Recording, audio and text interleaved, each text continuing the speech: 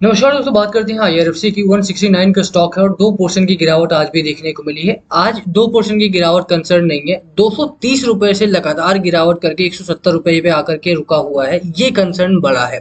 लगातार railway stocks अच्छी rally में रहे, लगातार यहाँ पर रैली बनी, तेजी आई और स्टॉक ने अच्छा खासा पैसा भी बनाया।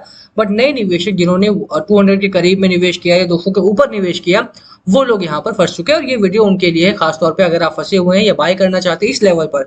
क्या ये लेवल अच्छा है खरीदारी करने के लिए, एवरेज करने के लिए? और जो लोग 230 पर, 200 रुपए पर, 190 रुपए पर अटके हुए हैं, क्या उनको निकलने का मौका मिलेगा? कहाँ तक रैली आ सकती है, कब रैली आएगी, बात करेंगे इस वीडियो में। चलिए स्टार्ट करते हैं इस वीडियो को। बट उससे पहले अगर आप चैनल पे नए हो तो प्लीज चैनल को सब्सक्राइब कर दो, फिर दैट बेल आइकन, ताकि आपको नोटिफिकेशन मिल सके। चलिए स्टार्ट करते हैं। फर्स्ट ऑफ ऑल बात चार्ट की करें तो वीकली चार्ट अगर आप देखेंगे तो चार्ट में काफी चेंजेस देखने को मिल रहे हैं। लगातार स्टॉक एक अच्छी रैली में रहा, लगातार स्टॉक ने पैसा भी बनाया है और अच्छा खासा पैसा बनाया। 300%, 350% का रिटर्न आपको एक साल में मिला है। अभी के लिए अगर आप देखेंगे तो स्टॉक अपने लोअर लेवल से 40 रुपीज के करीब से चलता हुआ लगभग 150 के आसपास आया, उसके बाद वहां भी रुका और उसके बाद दोबारा में चलना स्टार्ट हुआ लगभग 230 के करीब में। 230 का हाई बनाया स्टॉक ने, 230 रुपए के आसपास गया, लोगों ने बाय करा, बुरी तरह से बाय करा, क्योंकि जिस तरह का रिटर्न स्टॉक दे रहा था, रेलवे स्टॉक्स का बज था, गवर्नमेंट का बजट भी आया, बजट में रेलवे को बहुत अच्छा खासा मुनाफा हुआ, 10% के आसपास का वहां पर भी इंक्रीमेंट मिला। जितना बजट रेलवे को मिलता था उसमें भी 10% का इंक्रीमेंट मिला रेलवे को, और उसकी वजह से रेलवे स्टॉक और तेजी से भागे। अब के लिए क्या करना है भैया, एक तो अटक गए हैं, फंस गए हैं, यहाँ पे बुरी तरह से फंस गए हैं, क्योंकि स्टॉक अब मूव नहीं कर रहा है और लगातार बाजार में भी अगर आप देखेंगे तो नेगेटिव साइड का ही सेंटिमेंट बना हुआ है। आज भी अगर आप मार्केट को देखें तो कहीं ना कहीं बाजार आपका गिरा है और लगातार गिरावट के संकेत भी यहाँ पर मिल रहे हैं। करेक्शन अगर आता है तो क्या ये 169 के नीचे चला जाएगा? अगर 169 के नीचे जाता है तो क्या एवरेज करें या फिर होल्ड करके रखना सही रहेगा, या बाय करना, या निकल जाना सही रहेगा? मार्केट को अगर आप देखेंगे, मार्केट दो कारणों की वजह से गिरा है। पहला, ग्लोबल संकेत बहुत खराब रहे हैं। आज के दिन भी अगर आप बात करें, अमेरिकी बाजारों में बुरी तरह से गिरावट हुई। जेरोम पवेल साहब की तरफ से रेट कट को लेकर के अभी तक कोई डिसीजन नहीं बना है। हालांकि संकेत है कि वहां से रेट कट का डिसीजन आना चाहिए, बट अभी तक नहीं आया है, जो कि एक बड़ी प्रॉब्लम वाली बात है।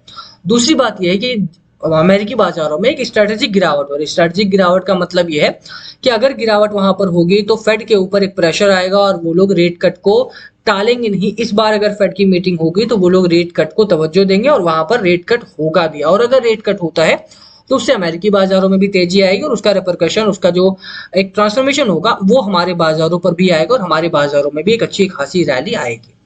दूसरा जो बड़ा कारण रहा आज गिरावट के लिए वो ये रहा कि राजनाथ सिंह साहब ने, जो हमारे डिफेंस मिनिस्टर हैं, उन्होंने अपनी आर्मी को एक सर्कुलर नोटिस जारी करा है कि बॉर्डर्स पर टाइटनिंग की है, बॉर्डर्स को निगरानी रखने के लिए बोला गया है, क्योंकि हमारे देश में भी आतंकवादी हमले के संकेत मिलने लगे हैं और यहाँ पर भी कुछ घटनाएं इस तरह की हो सकती हैं। इसको लेकर के उन्होंने सर्कुलर नोटिस जारी करा, तो उसमें भी काफी ज्यादा एक नेगेटिव सेंटीमेंट बाजार में भी है और इंडियन हाउस होल्ड्स में भी एक नेगेटिव सेंटीमेंट देखने को मिले हैं, जिसकी वजह से आज बाजार में बिकवाली का माहौल रहा। अगर आप देखेंगे तो मार्केट यहाँ से शुरू हुआ और यहाँ से गिरता हुआ लगातार यहाँ पर एक सेटल हो रहा था, बट उसके बाद इंडियन मार्केट का जो अपना डर था उसकी वजह से बिकवाली और ज्यादा बढ़ी है। बैंक निफ्टी हो गया, स्मॉल कैप हो गया, मिड कैप हो गया, पूरी तरह से गिरावट हुई। हालांकि स्टॉक स्पेसिफिक भी काम हुए हैं। प्रीमियर इंजीनियरिंग जो था आपका, उसमें अच्छी खासी रैली आई है। जो कुछ नए आईपीओ आए थे उनमें एक अच्छी खासी रैली देखने को मिली आज भी।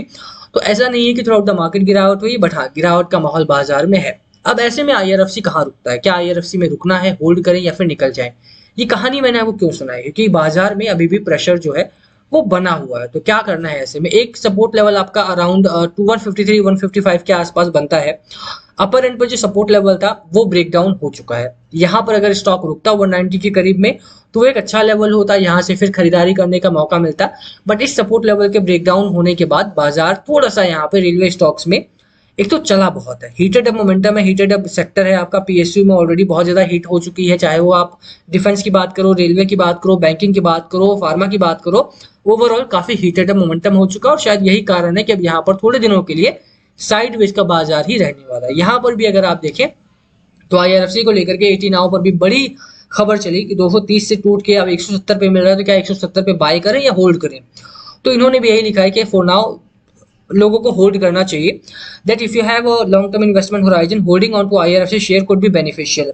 अगर आपके पास स्टॉक है तो अभी के लिए तो कम से कम आपको आईआरएफसी के शेयर्स को होल्ड करना चाहिए, और ये बेनिफिशियल भी हो सकता है फॉर द लॉन्गर पीरियड, क्योंकि अगर आप लॉन्ग टर्म के लिए होल्ड करते हैं, रेलवे सेक्टर कहीं भी नहीं जा रहा है, रेलवे स्टॉक्स में तो आपको फायदा मिलेगा ही मिलेगा, बट कितना लंबा वेट करना पड़ेगा, that depends on the market and that depends on your horizon too, कि आप कितना लंबा होल्ड कर सकते हैं। आज बाजार में गिरावट हुई है, हो सकता है कि 2 महीने फेड की रेट कट के बाद 2 महीने 3 महीने रैली रहे, उसके बाद दोबारा से गिरावट हो। ऐसे में क्या 3 महीने में रिकवरी कितनी आएगी वो देखने वाली बात रहेगी। तो होल्ड करना है अभी के हिसाब से तो एनालिस्ट का जैसा मानना है।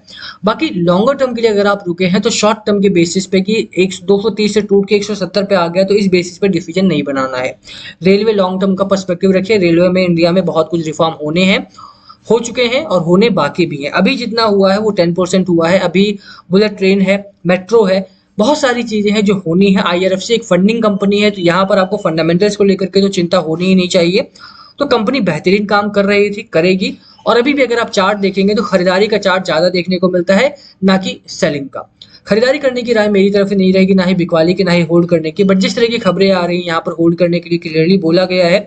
चार्ट को भी देखेंगे तो एक साइडवेज का चार्ट यहाँ पर बना हुआ है। तो hold on to the stock and do not decide on the short term basis if you are a long term investor. अगर आप लॉन्ग टर्म के लिए आए हैं तो stay for the long term, do not panic with the short term momentum of the stock market. अगर आप short term में देख रहे हैं कि यार मोमेंटम खराब हो रहा है, नेगेटिव सेंटिमेंट है, यहाँ पे बिकवाली का माहौल है, इसके बेसिस पे डिसाइड नहीं करें। बहुत सारे लोग कहते हैं कि यार डिप आएगा तो खरीदारी करेंगे, डिप आएगा तो अमीर बनेंगे, क्रैश होगा, क्रैश का वेट करते हैं। But when the crash comes, उन लोगों को लगता है कि यार इससे बुरी स्थिति नहीं हो सकती है, वो निकलना स्टार्ट कर दे। तो पैनिक करने की सिचुएशन नहीं है। 230 से टूटा जरूर है स्टॉक, बट कंपनी के फंडामेंटल्स अच्छे हैं, हाई मल्टीपल पे काम कर रहा है, वैल्यूएशन थोड़े से हाई है, बट विद टाइम इसका मल्टीपल भी सुधरेगा और इसका वैल्यूएशन भी सुधरेगा। तो hold on to the stock, निकलने की जल्दीबाजी मत करो। अभी भी अगर आप देखोगे तो कंपनी के फंडामेंटल्स काफी बेहतर है, प्रॉफिट मेकिंग कंपनी है। और जहां तक अगर आप एफआईआई की बात करें, एफआईआई अपनी शेयर होल्डिंग को धीरे धीरे करके बढ़ा रहे हैं। म्यूचुअल फंड अपनी शेयर होल्डिंग को धीरे धीरे करके बढ़ा रहे हैं। 6 महीने में चला नहीं है स्टॉक, तो अब मौका लगेगा तो रेलवे स्टॉक्स का नंबर आ सकता है। रेलवे स्टॉक्स में अब यहाँ से रैली स्टार्ट हो सकती है। इसी वजह से अब धीरे धीरे करके ये लोग बढ़ाना स्टार्ट करें। इंस्टीट्यूशनल इन्वेस्टर्स भी बढ़े हैं इस कंपनी में।